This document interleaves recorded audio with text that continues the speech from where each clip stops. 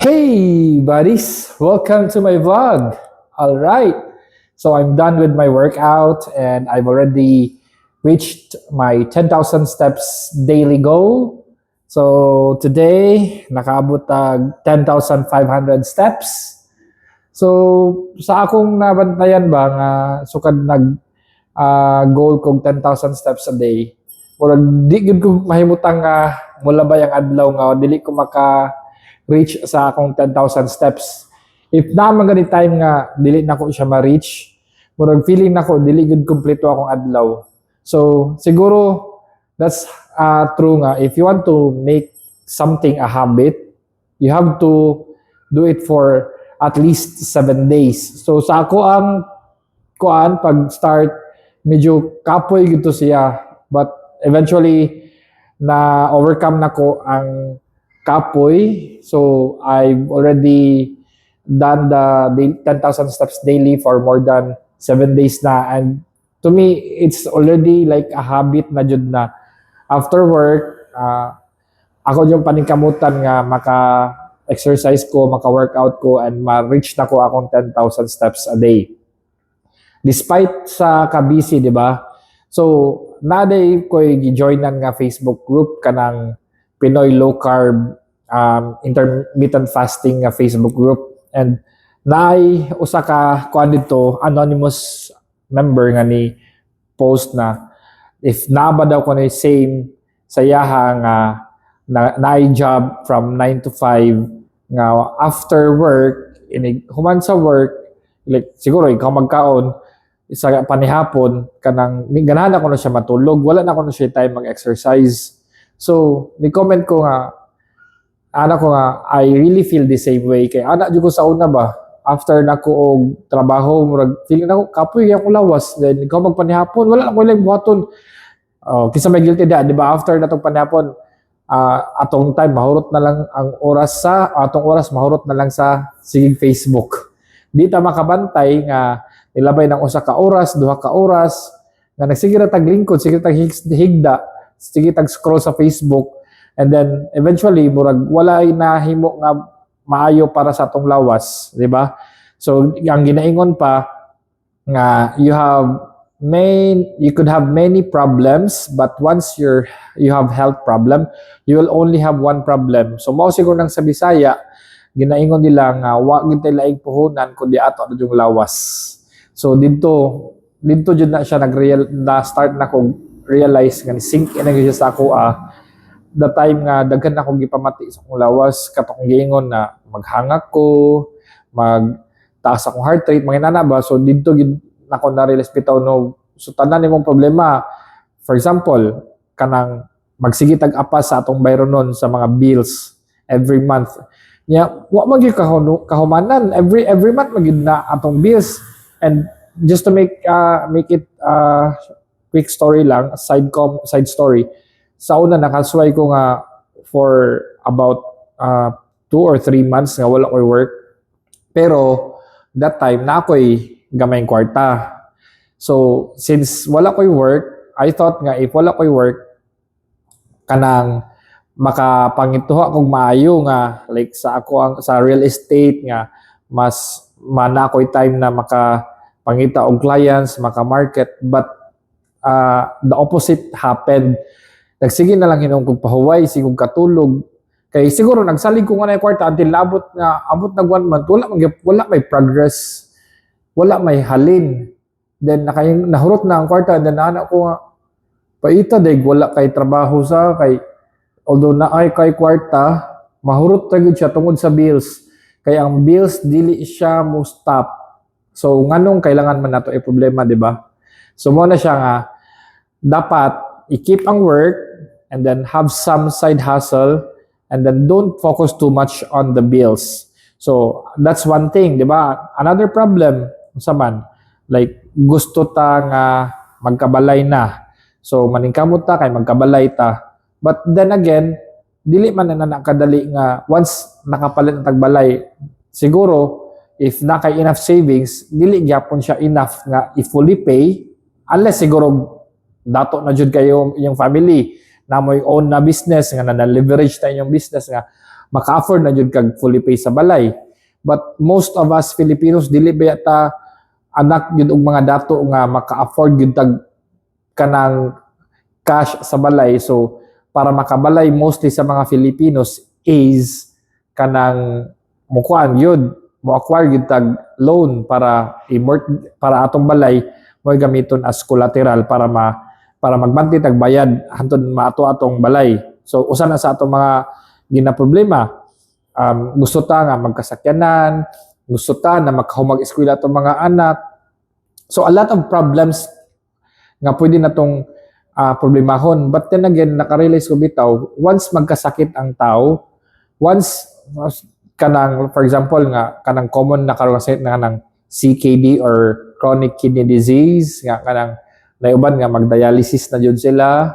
Di ba murag everything, all of your problems are actually kanang dili na naka-importante kay ang imong lawas once mo give up, wala na.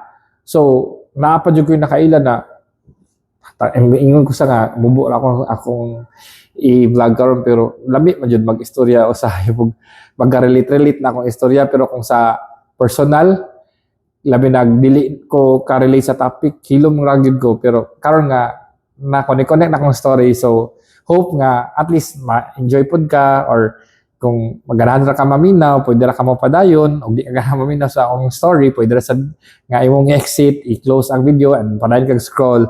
So mo to, na ako'y naka-chat, niya na siya, kaya nakita siguro sa akong post sa akong products, ganahan daw siya, and then nakatry na siya, and then believe daw siya sa products sa ako ang gina-share, gina-promote. But then, wala daw siya time, and wala daw siya enough money.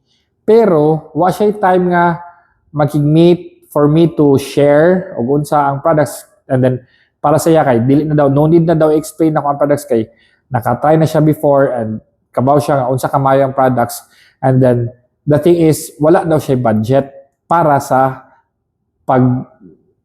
sa products nga akong gi-share. Para niya wala siya time, it's because aside from her full-time job na daw siya part-time. So after work na siya part-time and then sa weekends na po siya part-time. So nakana ko ba bitaw no ang tao focus kayo ta sa uban na mga butang pero once it's about na our health dili man ta makapangitag paagi. Why? So mo to nakana ko saya. I know it sounds offending labi nagdili gid mi kaila wala ko kabalaon sa background niya. Dili na ko siya kaila personally. But nakaana jud ko nga how come na wala kay budget para sa imuhang sa kanina product which is for your health man nga naago kay dakan part-time and then siguro na offend siya but then tinuod man jud na the truth hurts man, di ba? So nakaana siya nga wala kailan ako personally wala wala kabalo that's why I apologize but then again naigo masad ko na before nga murag if about na sa atong health if wala tay gipamati i-disregard na gid nato atong health but once na naganit tay gipamati diya pagyud nato matagaan og value or importance sa atong health just like what I've said before nga from the time nga nagka hypertension ko every month na gyud ko nagapunta og doctor just to get medication or magpa-check up para i-test ang cholesterol ang kanang triglycerides kay may nakita pero sa katong wala pa nakita mo hatag bagod ang importansya sa atong health diba dili so mo na siya akong giingon na mo siguro nang kanang ginaingon nga saying you could have many problems but once you have health problem you will only have one problem mo na siya ang pagsabot sa kana nga cliche or saying. So, aside from that, ang ako gyud purpose karon is to share with you og unsa ka importante pod di ay og mindful ta sa ato ang ginakaon atong ginatake kay ever since I was a child di kay ko gyud hilig mo kaon og fruits and vegetables more on meat processed food although sige na nagbalik-balik so if this is your first time nga nakita sa akong video I hope nga nakarelate ka, and I hope this resonates with you. And if you are my follower or my supporter and kapila na ka nagtanaw sa akong video, I really thank you for still watching my videos. So, ever since I was a child, I'm already a picky eater. Siguro, ang gayon sa akong mama kay, when I was born, na ang ilang negosyo that time, medyo okay daw. Ang trabaho sa akong mama, medyo okay. So, maka-afford na siya ka ng mga processed foods. And siguro, that time, mo po time nga pag sikat sa ka ng mga hotdog, mga ham, bacon. So, tungod sa katong time, abonda silang mama, ang refrigerator mapuno jud og mga processed foods, and then ang mabili na sa balay sa una is ang amo ra jud ng helper. So every time na ganahan maggutom, mo request na ka nga, oh, I want bacon, I want hotdog. Wow, social. So mao na siya. So naanad ko. So until nagdako ko, mao gid ako ang preferred nga food. So dito na ako na-realize na later nga medyo, I think, nagtrabaho na ko, nga naka-realize ko nga, labi na katong time na na-diagnose na ko nga na ako hypertension. So, trabaho na ko ato na nag-take og tambal for hypertension.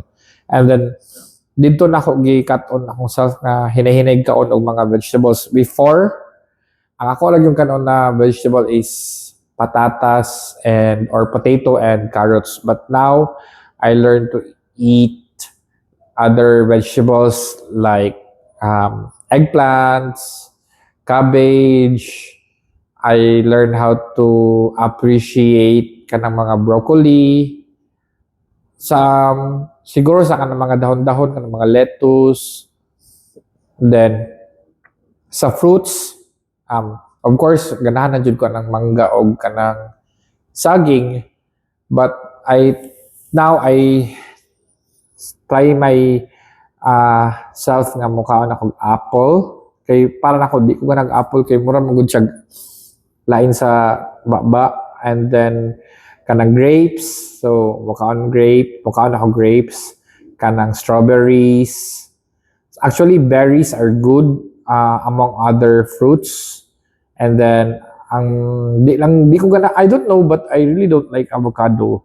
But it's a good source for healthy fats, and it's among the fruits that is allowed for low carb diet.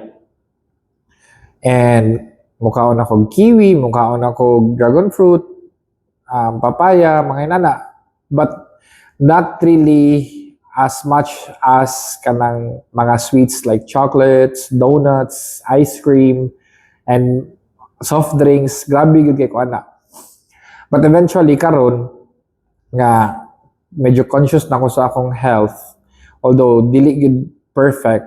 When I started last February, nga nag-take og supplements, and then try ko nga mag low carb, I really saw a difference in my body.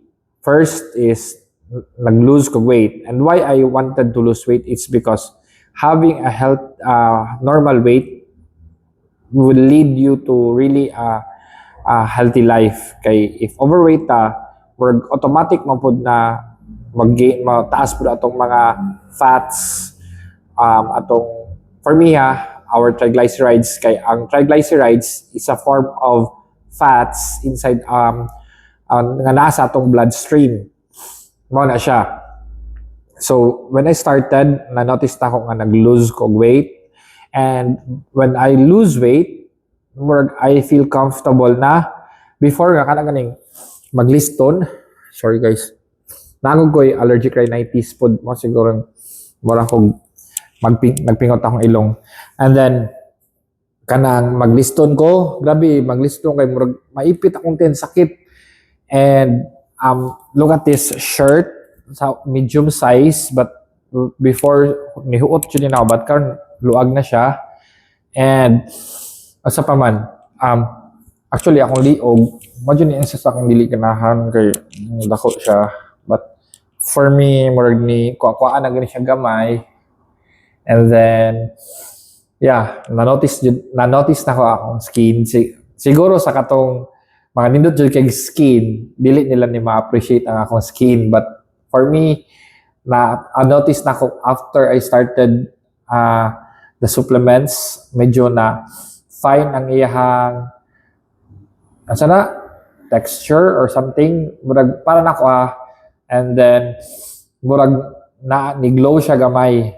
Dili lang sad kayo na to palabihan, pero murag for me murag glowing siya akong now. Dili siya na ka dry unlike before nga wala koy supplements.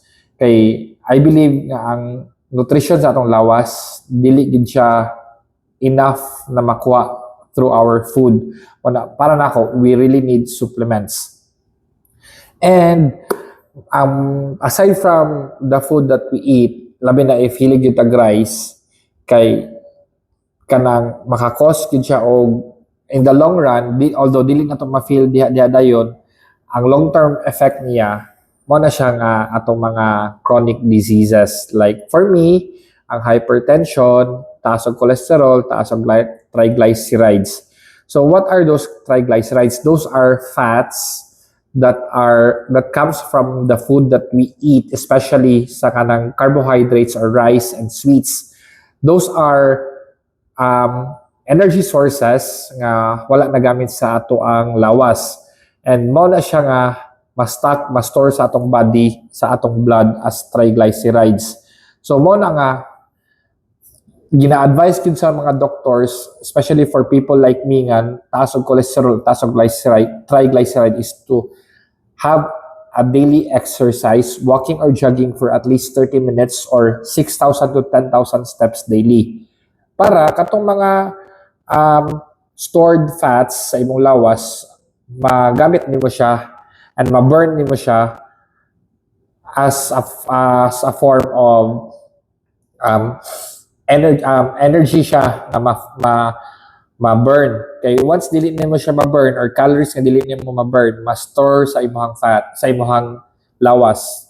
Mo na siya nga mo-gain ka aside from the triglycerides, mag-form og fats diri sa imong abdominal area or man ang ginatawag visceral fats, and it will cover our organs and it will affect our organs. So kung kana siya magkadaghan, so it means delikado, and once taas taog kanang triglycerides and cholesterol, mo stick mo na siya sa ato ang veins or mga ugat. Once ma-stuck na siya dira, so ang ato ang blood o atong heart mag-struggle na siya sa pag-pump sa blood around sa atong body, mo na siya nga mutaas ang pressure. So once mutaas ang pressure sa atong blood, atong heart hago, so magsige mas mo effort siya para ma-pump ang blood, kay ang ato ang blood vessels mo gamay ang iyahang tawag ani ang iyahang agianan sa dugo. At the same time, mas mo stiff tungod sa mga na-store na mga cholesterol and triglycerides. Mao na siya nga need siya dapat i-burn, kay if taas atong blood pressure, if above normal, and then dako og chance na ma-stroke ang tao. Mao na siya isa sa reason na I wanted to change my lifestyle. And we are not getting any younger, and the more we age, the more na ang risk or chance nga magka-stroke. Unfortunately, I've known some classmates nga na mild stroke na, meaning at my age today, dako na dyan siyang chance na ma-stroke. But hoping nga dili. That's why nag-change rin ko sa akong lifestyle, and I'm thankful po na katong mga classmate na ako nga during college nga ni-survive sila sa ilahang pagka-stroke. And I'm happy nga na tungod sa nahitabo, ni-take po sila action ba, and napa sila chance nga ma-control or ma-reverse ang nahitabo sa ilang life. So again, dili na ito matag-an, but if you have hypertension, high blood pressure, it's already a sign na you have to take action. You have to kanang find a way nga ma-lower siya, at least change your lifestyle, be healthy, and then move your body para malikay ka to lower the chance of having stroke. So if you are like me pod na hilig og processed food, fast food, there are some alternatives na pwede nimong buhaton para malikay ka sa pagkaon og unhealthy foods. So for me, akong ginabuhat karon is after I joined the low carb group sa Facebook, daghan kong mga na-learn, and for me, it's dili sustainable. Siguro sa uban, naitaas nga time, another, I think it's just an excuse, but if willing lang yun, kaya, but for me nga nag-work and as an OFW na walay maka-help nako to prepare my food, lisod gyud siya. So I decided nga if makaya nako nga mag-meal ko og low carb, even if not consistent, much better. And if kaya nako i-avoid ang sweets, fast food, processed food, much better. So mo na nga, every morning, nag-fast ko. So, dili ko mo kaon og kanang almusal. Pero, it's not, dili, so kung normal, in a layman's term, dili ko mag-breakfast. But accordingly, ang kanang magong breakfast, it means, if you are, kanang, kasagaran magod, normal people, they break their fast. Kay, from the time nga ni-sleep ka, until ni-wake up ka, nga wala ka nagkaon, so you are fasting. So, after nag-wake up, kumukaon na ka, mo na nang ginatawag og breakfast. So, it means breakfast doesn't necessarily nga in the morning. So, when you say breakfast, it means imo nang giputol ang time nga wala ka nagkaon.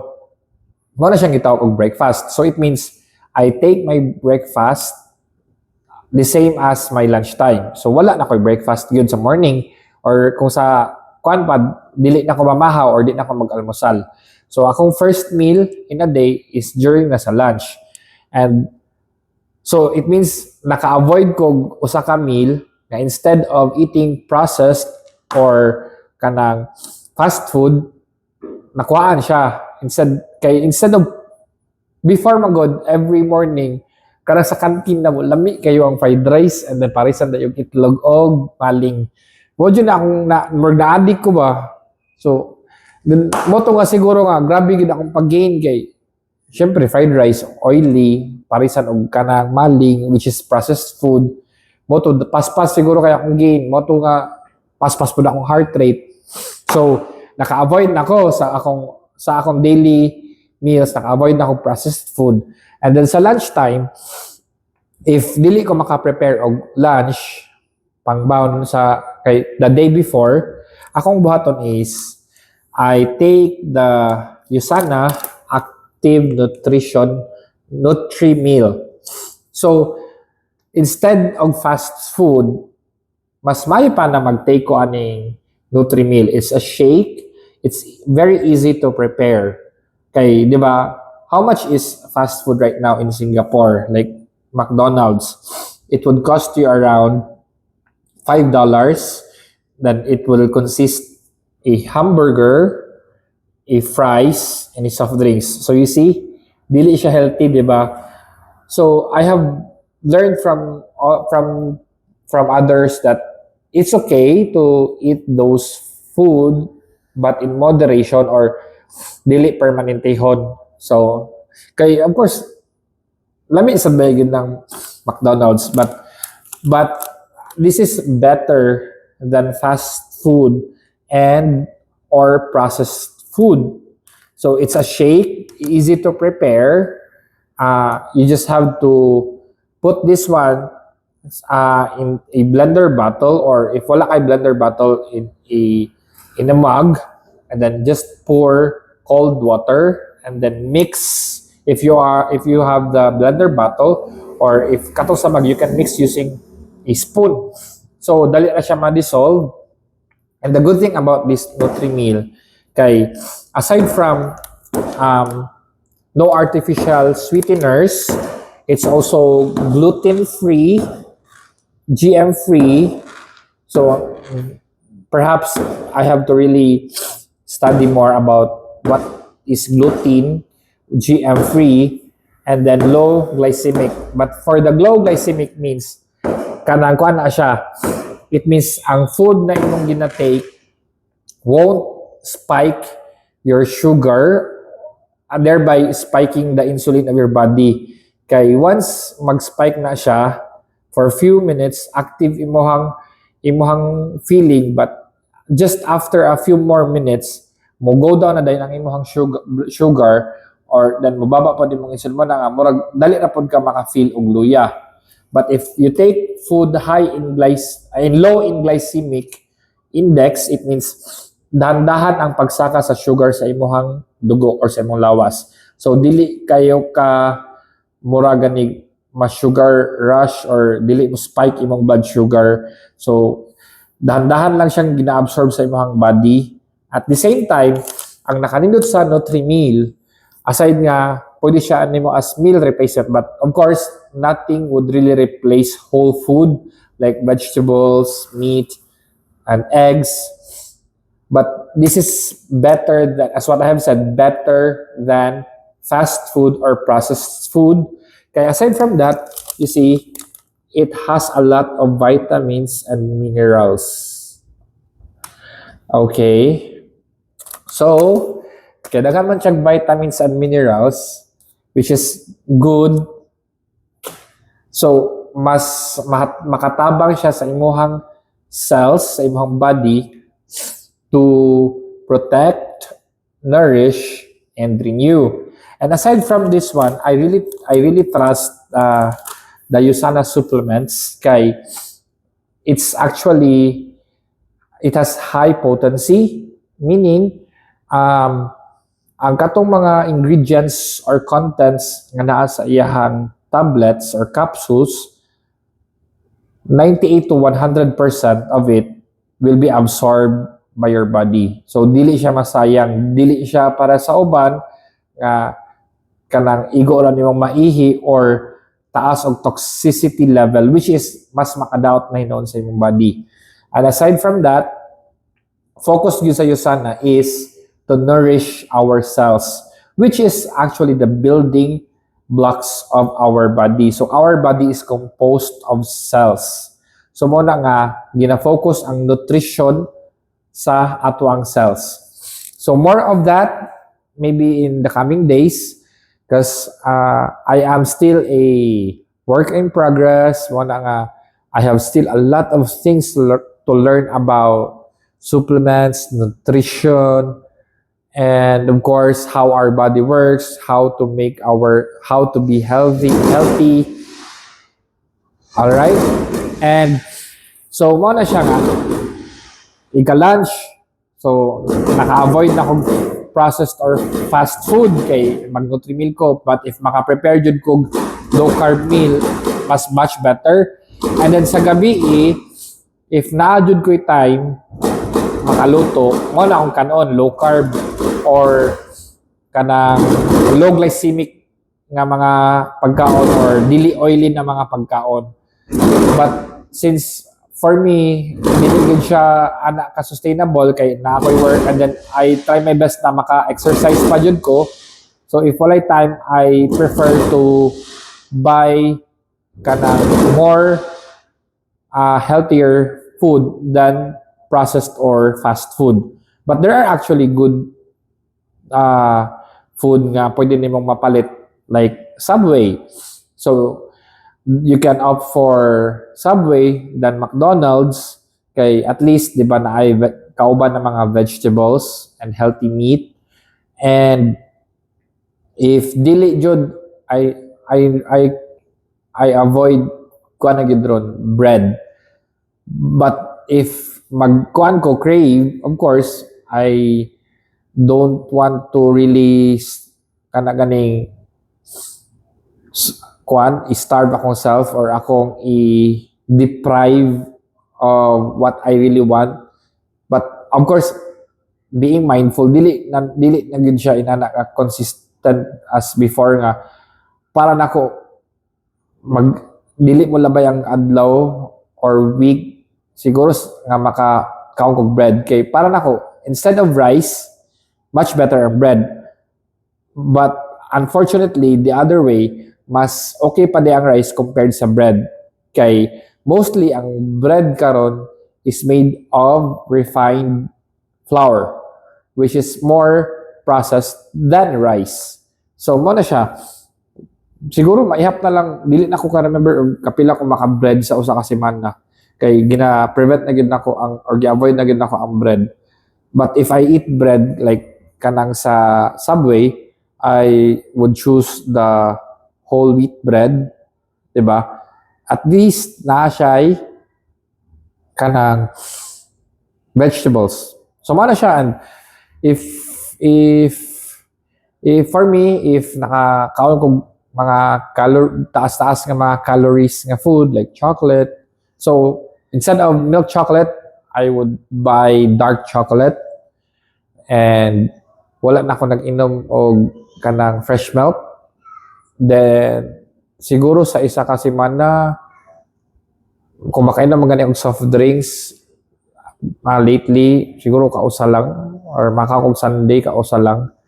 But katong nag-start jud ko og try og low carb, naka-try jud ko nga no soft drinks, no ice cream, no rice for maybe 2-3 weeks. And mo tong pas-pas pod akong pag-lose og weight.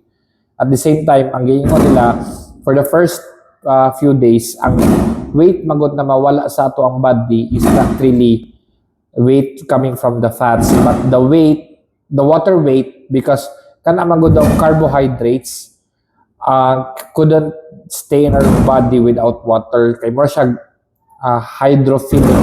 So it attracts more water. So after the time nga nag-start kog avoid sa carbohydrates by doing the low carb diet, paspas akong pag bawas sa timbang. But when I started na to eat a little or mindful about eating some carbs, so portion control sa rice, niles ang ako ang pag-lose of weight. So as I mentioned, mura kong nalang ko sa 75, 76, 77, 78. But of course, I would really want to reach my ideal or my weight goal, which is around 62. But I don't want to force or to make it to pressure myself. As long as I move my body, for me it's already enough. And as long as dili na siya musaka same as before, and that's it. So as long as you find a way to avoid rice, processed food, bread, and fast food, then you're enough. And then avoid na gid og Coke if possible, and 3-in-1 coffee and sweets. So that's it for now. It's already 30 minutes, and I hope you learned something. And if you are interested to try our products, the Nutri-Meal and the supplements, you can always message me. I'll be very happy to guide you and share you and motivate you, encourage you to live a healthy life. So anyway, it's not just for me, it's also for you. And don't mind about the price, because if it's for your health, again, it's better than to spend for hospitalization or for medication. At least, diba? And again, you could have many problems, but once you have health problem, you will only have one problem. That's it. And thank you so much for watching. Once again, this is Franklin saying you are in charge.